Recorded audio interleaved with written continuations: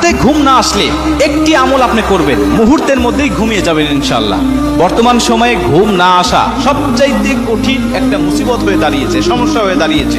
যায়েদ ইবনে সাবিত রাদিয়াল্লাহু তাআলা আনহু আল্লাহ রাসূল সাল্লাল্লাহু আলাইহি ওয়াসাল্লামের কাছে আসলেন। মুসলমান ভাইরা আমার, যায়েদ ইবনে সাবিত রাদিয়াল্লাহু তাআলা আনহু আল্লাহ রাসূলকে এসে ডাক দিয়ে বলেন, ইয়া রাসূলুল্লাহ, ইয়া হাবিবাল্লাহ, কিছুদিন হয়ে যাচ্ছে আমার ঘুম ঠিক মতো আসে না। আমি এশার নামাজের পরে ঘুমাতে যাই কিন্তু আমার ঘুম হয় না। হুজুর আমাকে একটি আমল বলে দেন, আমাকে একটি দোয়া বলে দেন, যেই দোয়াটা আমি যত টাইমে পাঠ করলে যত টাইমে আমার ঘুমটা আসবে। আল্লাহ রাসূল বলেন, ঠিক আছে তুমি আসো, আমি আল্লাহ রাসূল তোমাকে দোয়া শিখায় দেই, তুমিও আমার সাথে দোয়াটা পাঠ করো।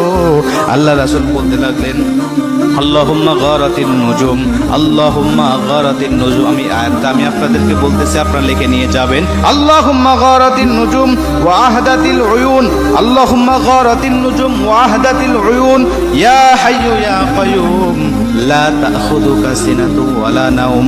আবার ইয়া হাইয়ু ইয়া কাইয়ুম।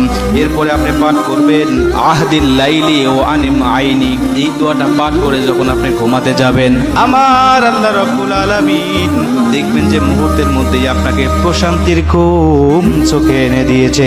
জোরে কোন সুবহানাল্লাহ। প্রশান্তির ঘুম আপনাকে এনে দিয়েছে। এই দোয়াটা পাঠ করবেন, এরপরে ঘুমের যে দোয়াটা, বিসমিল্লাহি আল্লাহুম্মা বিসমিকা আমুতু ওয়া আহইয়া, এই দোয়াটা পাঠ করবেন এবং শোয়ার আগে আপনি আয়াতুল কুরসি পাঠ করবেন এবং মনে মনে দরুদ শরীফ